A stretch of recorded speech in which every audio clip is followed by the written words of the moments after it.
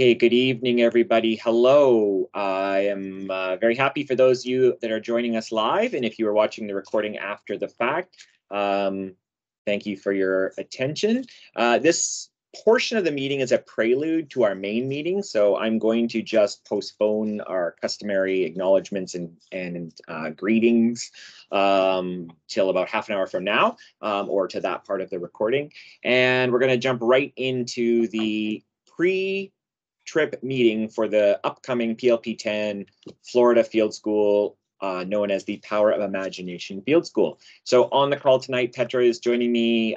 Julia Caddy is on the call as well, and so is our Seacoast principal, Sarah Best. And I see we have a bunch of our parents and students here, which is great. And if you are watching this live, then you can feel free to drop any questions you have in the chat box, and Petra and I will keep an eye on that when we're not speaking. If you're watching the recording and a question comes up, please don't hesitate to send an email. We'll do our best to get back to you. We're also going to have all of the information shared and more available on our parent portal, parentcentral.seacove.ca. And I've put a short cut right at the top there for the different field schools that are underway at the moment. So the grade 10 one will take you to a summary of a lot of the information presented tonight, and that's also where the recording for this will live. So tonight we are going to first speak briefly about the learning objectives for this trip, because that is what its reason for being. Then we'll go over some of the overview, high-level overview. We'll talk a little bit about safety and behavior, some of the practicalities. This trip is a little bit different from our standard field school, so we'll give you a few details on that. And then hopefully we have some time for questions. And if we don't have time for questions, as I said, we can answer them certainly asynchronously. And we'll talk about tonight how the students are going to have lots of chances to ask questions at some upcoming regular meetings. And if we get completely squeezed for time, we can always put together a second Teams meeting like this to air those out. So Petra, I'm going to pass it over to you, who's going to speak briefly to our learning objectives.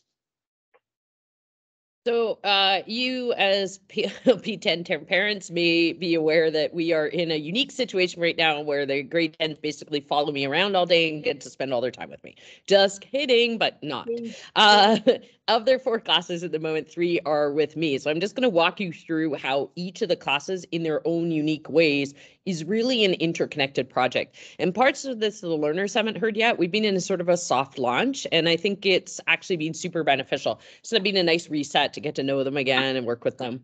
So first up is English. We are in the middle of humanities, of course, and humanities 10 is both English 10 and social studies 10. And so this project is a little bit more on the English side, but takes some competencies from the social studies as well. So what we're really looking at in this project is the power of imagination, and more specifically in this case, how the Disney is using how Disney parks specifically shape and influence the cultural, economic, social, and psychological experiences of visitors. And really what that's about is not really about Disney at all. And it is, and it isn't. It is really about the ability to question and to question ourselves as educated citizens. So this is actually an ongoing big idea that the students do from 8 to 12, and it's actually one they did before. And normally it's attached to the Oregon trip in grade 8. And so it's kind of neat we get a chance to revisit that big idea now as more sophisticated learners with all the people on this call will be attending the field study. So the ones at home, I'm not focusing on what they're doing. It will involve them actually working in the field, but instead of Disney, they're applying it to different contexts. So really this overall idea of like building on those skills, they even started looking at in grade 8, and this idea of questioning to become an educated citizen and how it impacts us. And that doubled down with their work in Maker, where they have long been looking at storytelling, story making, and this is their last Maker class. In 11-12, we don't have Maker as a required elective. And in fact, if you are been looking on their timetable, this is called Digital Communication 11, actually. And it is a ADST class, but it is the culmination of their ability to manage a project. And so really in the Maker side of things, what we've been doing is a lot of work with project management and getting things done.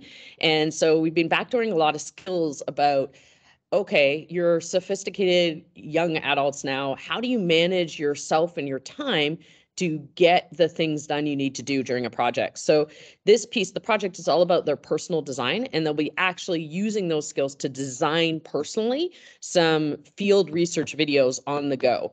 So they have to be prepared to do that in advance. They'll do that during the trip, and then they'll bring it back together when we get home. And then the last piece is most of the class is in the personal growth plan 10, which is their careers life education, the grade 10 required careers course.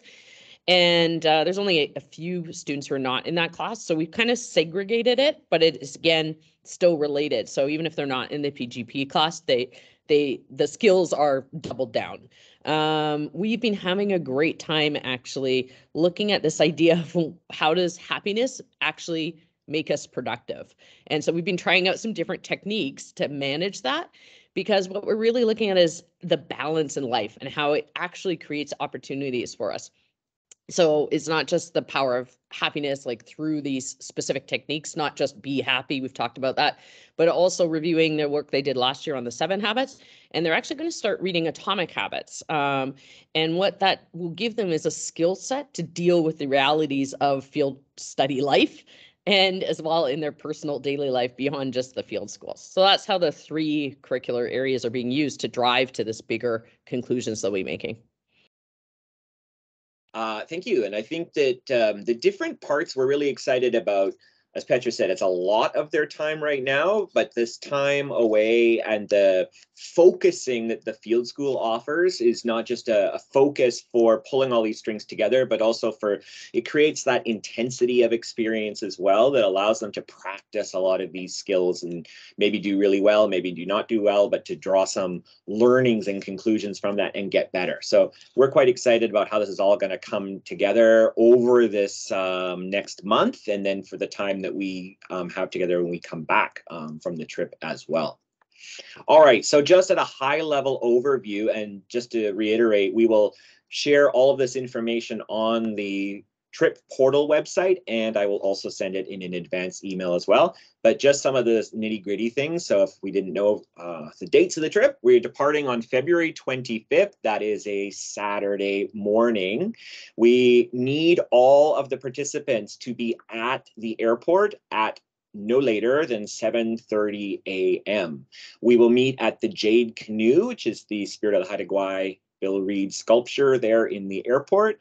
That'll be our muster point, and we need to see everybody there at 7:30 a.m. Transportation to the airport and then from the airport on the return is the responsibility of each family. So we are not taking you from the school to the airport. That'll be up to you to find your own way there. Highly encourage carpooling within families and allow you to make whatever arrangements work best for you. But 7:30 at the airport. The return time is late. So our flight to Florida is direct from Vancouver to Orlando, but coming home, we fly via Seattle. So we have a small layover there and then a late connecting flight. So we should be arriving on Saturday, but probably you will not see us until Monday morning. Excuse me, on Sunday, but you will not see us until actually very early Monday morning, because the flight is scheduled to land at 11:59 a.m. March 5th. So scheduled arrival at YVR, and then we will meet you at the arrivals area after customs and all of that, customs and immigration after that. Yeah. The itinerary is coming together. It is mostly complete, and it is available to the students in Basecamp and to parents on the field trip portal site. So on Parent Central, if you click on over to the page for the field study, there is a link to the itinerary. And as we add the detail, it's minute by minute. As we add the different group activities to there, we're keeping that up to date. It's handy for parents if they want to kind of see where is their child at any one time and what they might be doing, or if they are trying to arrange to contact them or things like that. You may explain why they are not responding to you if you can see what activity they're engaged in at any time. I would just point out, because some of the students were a little bit alarmed when they first looked at it, is the times are relative. So the times as they appear are whatever time zone you're viewing them in. So they're all in Pacific time. When we go to Florida, they will convert to Eastern time. So yes, we do have things on the itinerary right now for 4 a.m. Pacific, which is like 7 a.m. Eastern. Okay. This field study is a little bit different, especially from our traditional ones, because normally they really are field learning in the field on the go. We have the huge benefit of CCOVE having the bus, and ordinarily students in grade 8 may have gone to Oregon, in grade 9 may have gone to Alberta. We know that's not the case for this group, but those experiences sort of prepare them for this because we kind of move around. In fact, on the upcoming grade 11-12 trip, we are staying in a different hotel every single night of the trip, except for once. So that's a lot of moving, unpacking, time in the car, etc. This trip is different. We are having a home base. So as I said, we're flying direct to Orlando. We'll be transferring from the airport direct to our hotel, which you're seeing on the screen here. And that's going to be our home base for the duration. So that's nice in that, you know, we can unpack. And if you're one of those weird people that takes your clothes out and puts it into the no, I'm just like, why am I judging? I some people do that, I believe, puts their stuff into the what do you call that, chest of drawers? I don't know. You could unpack because we're going to be there for the duration. We're staying, as we told the kids, what's known as inside the Disney bubble. So we are on the property. Disney World, if you're not familiar, is really not necessarily what you might have in your mind when you think California. The Disney World Resort proper is larger than the city of San Francisco. It's like 3 Manhattan islands. It's a giant piece of real estate. There's a whole bunch of different like resort hotels, multiple theme parks, activities, et cetera, et cetera. It really is its own little city. It is perfect for what we are doing because it provides a bunch of different experiences, a bunch of different opportunities to connect to that project that Petra walked through. But it has the infrastructure to support our large group size and the both safety and the flexibility and freedom for us to think that we could do that, do this trip with this group at that time. So what we wanted to spend just a few minutes unpacking is sort of some of our expectations around being safe, what safe behavior is and looks like, and how it's going to enable what we hope is going to be a fantastic once-in-a-lifetime experience and opportunity. So you might hear us use this word quite a bit tonight, trust. This trip has been conceived from the outset, planned, designed on the assumption that we have a trust between us as teachers, between the students as participants, between the students as peers, supporting each other as members of a learning team. We have built into our plans what we think is the right combination of group activities, of small group activities, of students on their own without teachers, students with teachers, to have that freedom and flexibility to have both kinds of experiences. And the environment is such that we think it's going to facilitate that. Disney is great as far as a resort goes because there's a lot of, they have their own security. It's like it is isolated enough. There's not strange people there, but it's also, again, big enough that people can have the flexibility.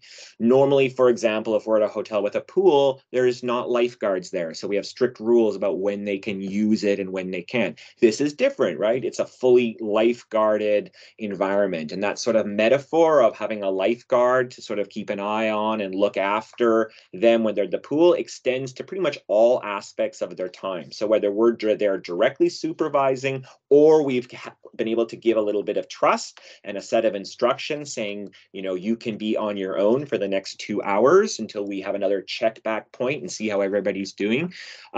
We've structured the trip like that, assuming that we have that level of trust. I don't want to belabor the point because I don't anticipate us having problems, troubles, or misunderstandings. But it has to be said that we are going to be a large group. We are going to have 3 teachers there, but this is only going to work if the adults feel that that trust is sacred. So, you know, as simple as like when we give instructions, the expectation is those instructions are heard and complied with. right? That keeps everybody safe. And it also makes sure that that flexibility, that freedom that everybody may want can happen. We'll talk a little bit more explicitly about behavior before, but we cannot feel that that trust is broken.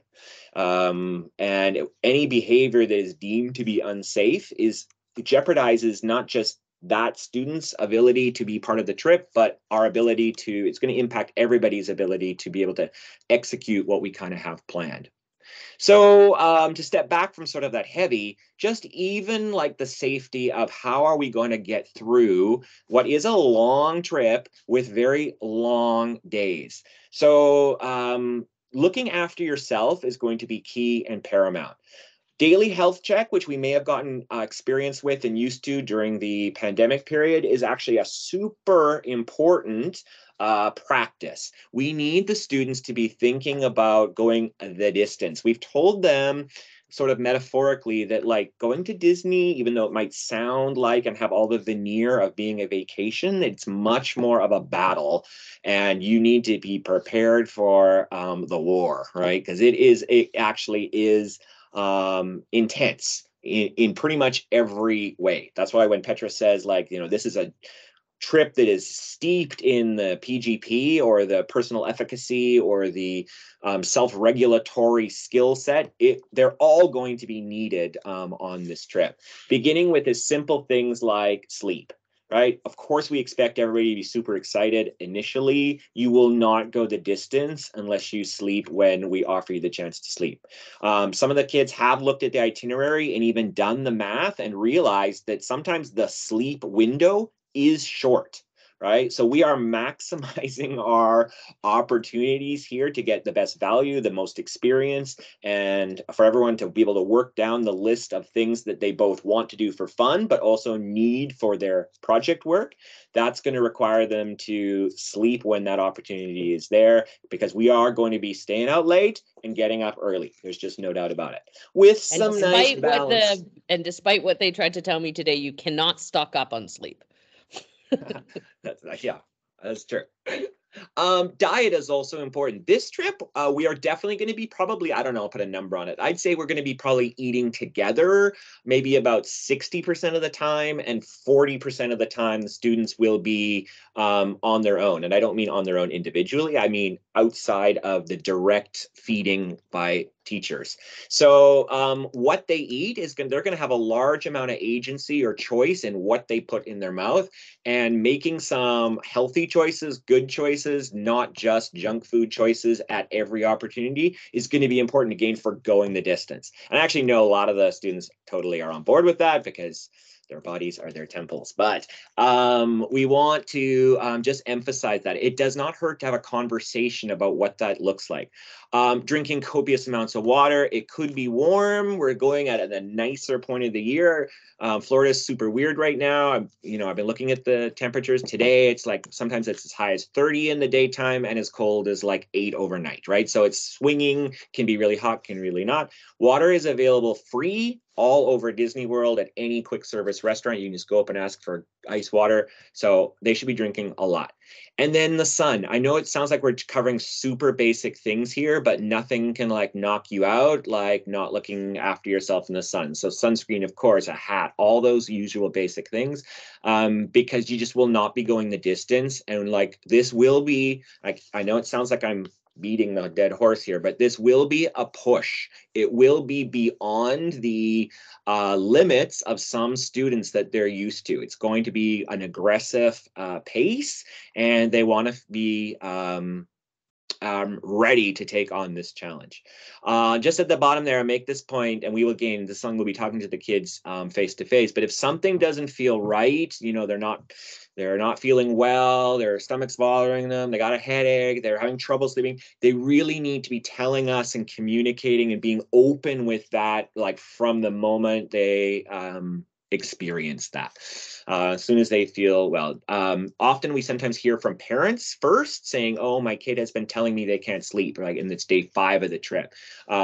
Totally fine that they're telling their parents, of course, but the parents could close that loop and tell us sooner. But we really would encourage the kids as well to be very candid with us about how they're doing, because maybe there are things we can adjust, making sure people have what they need to be comfortable and to keep going. Okay, COVID is still a concern, so there is that extra informed consent COVID form that you've signed, and really just keeping in mind that daily health check and making sure, again, that you're looking after yourself and that you're abreast of how you're feeling and letting us know. We did ask for anything that's on this list to be disclosed. So if that hasn't been happened yet, please do that. So dietary restrictions, allergies, religious needs, anything that related to food and diet, please let us know. Same thing for any prescription medication or even over-the-counter medication the students are bringing. We just like to know what they have so that if something does come up or happen, that we have some heads up of something to look for. And anything else you think you'd like us to know about what's been happening with your child that we should be advised with, or special secret things that are happening while you're away or while we're away, anything you need to know. Like we want to have a very open communication, and you can reach out. On the field trip portal, I think it asks you to email Petra, but you can reach out and let us know. Please, please, please, medication, please. I can't emphasize this enough for all kinds of reasons. Just let me know. No judgment involved. Okay, so I'm going to breeze through this because you have heard some of this stuff before, and we will be covering this explicitly with the kids here at the school. But it is the school expectations extend to the trip. So the code of conduct, any of the appropriate behaviors that we would expect and require here at the school are go with us when we travel. And in some ways, maybe even we're more diligent about our roles as ambassadors. Big on. Just to reiterate what I said before, PLP, we kind of have our own layer of expectation here. We do like to think of ourselves as a team, so we are going to support each other while we're away. Field schools are only possible because of the trust and respect that we have for you, that you hope you have for us, and that we have for each other. And this trip will go more smoothly, and more doors and opportunities will be available if we feel that this is humming along and functioning as we know it can and will. Just a reminder, we call them field schools because they are schools, and on the surface, this particular one pushes that definition a little bit further than maybe some people are even comfortable with, because heck, if you tell people you're going to Disney World for a week, it does not, first thing that comes to mind is maybe not school. But probably as we start unfolding the project for you, you'll understand that that's exactly what it is. It's just maybe a different place where school is happening, but we know that you're going to understand and abide by that as well. Okay, we got about 7 minutes here for me to talk fast. Here's what to bring. You will need your iPad, of course. That's your tool for learning, so bring that, your charger. I want to really emphasize here that you need footwear for walking. You will be doing 20,000 plus steps a day.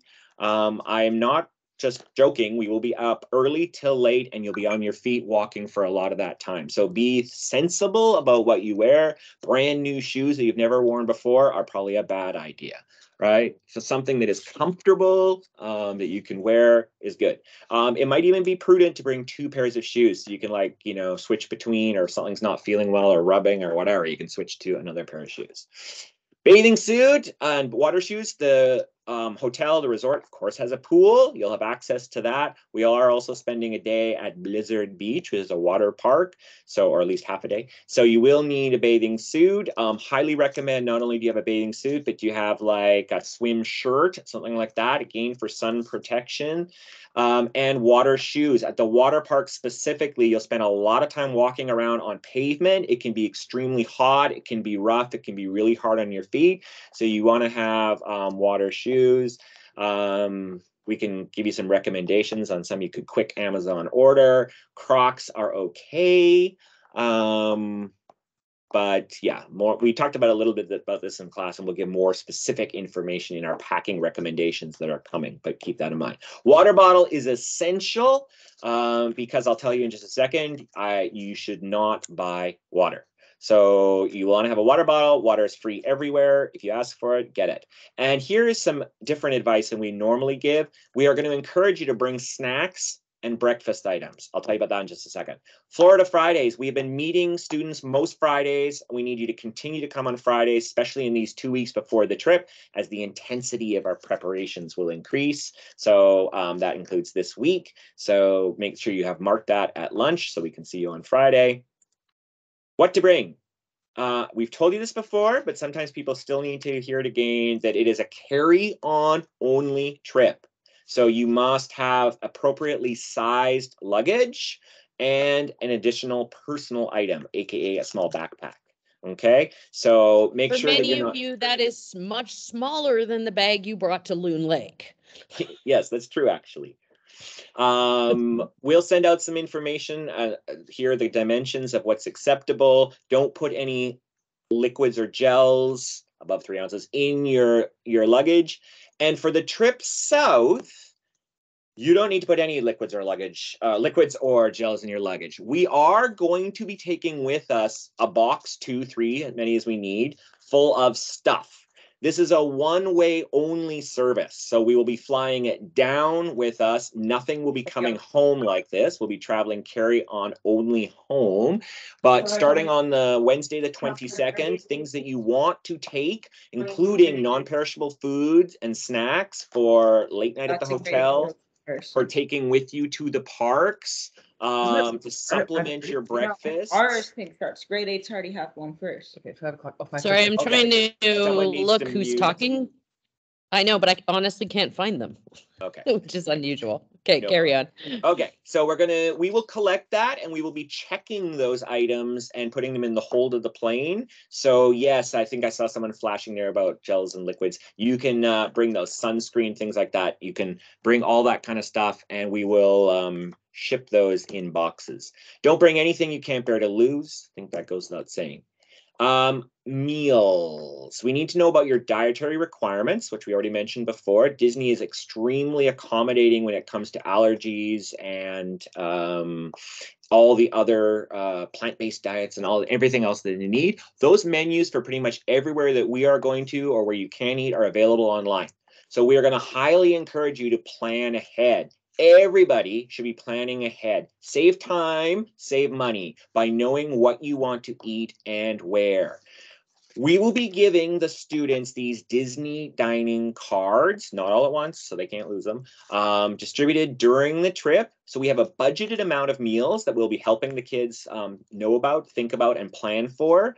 It should be adequate for all of their meals. If they choose to buy extra snacks or spend more or just eat a lot, then they can supplement that with their personal funds, but the daily budgeted amount should be enough. It will not be enough if they buy nothing but junk food or bottles of Coke or even bottled water.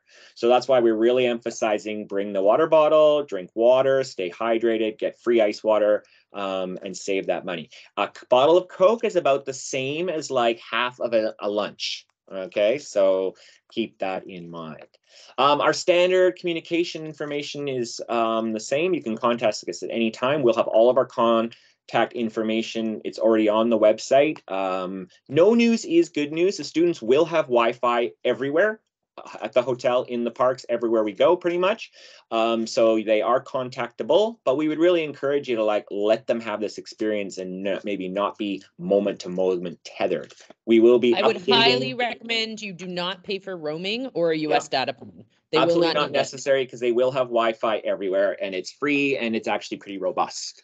Follow us on Instagram. We have a bunch of people that are missing required paperwork. So if you see your name on this screen, it means you are missing something. Miss Caddy is managing the paperwork and all of that stuff. So if you see your name here, just message her or talk to her tomorrow, or she's going to start finding you because we need something from you. What do we need? These items.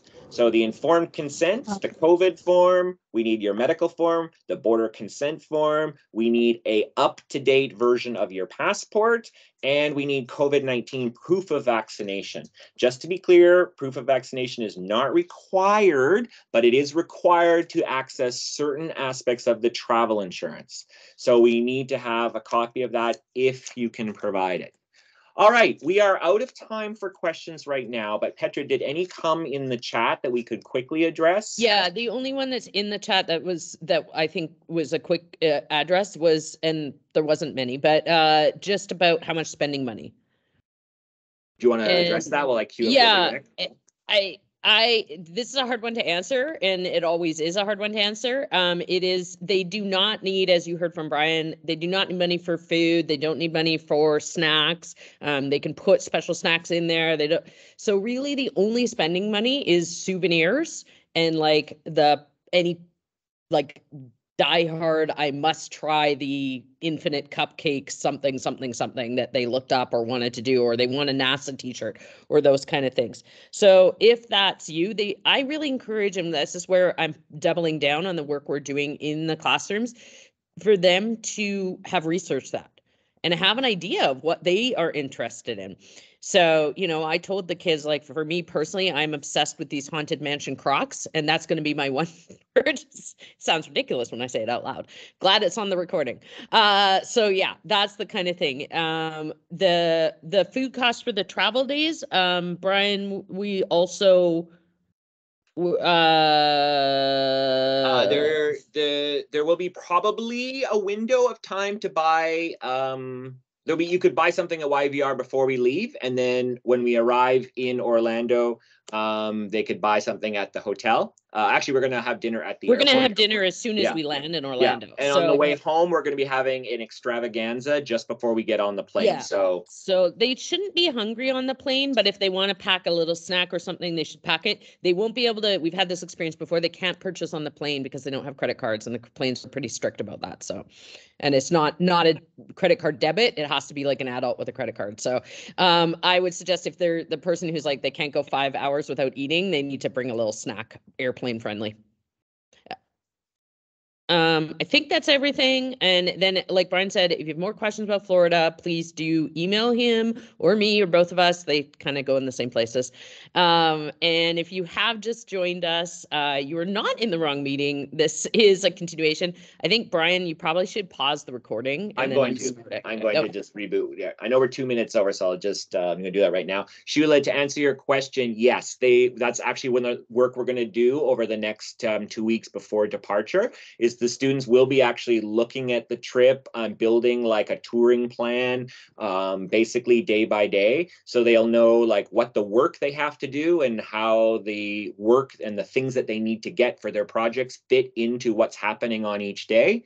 And part of that then will be looking at where we are eating together with a group, and where they would then have the opportunity, when we're not, to make some choices on their own. And they would we would encourage them to actually be doing some pre-planning about where they might like to go, what they think they'd like to buy, and what they think that might cost. We talked about this a bit already, only we just talked about it because in regards to like, even like distance, right? Like if there's something you want to know you're near it and you want to get it then. So that's why we talk about the planning, for food, not even the pricing or, the amounts, but just, knowing what they want and when they want it. Okay, so I think we're going to stop this recording. So if you are watching this recording from the Florida pre-trip meeting and you had additional questions, please reach out to us. Otherwise, thank you very much for watching.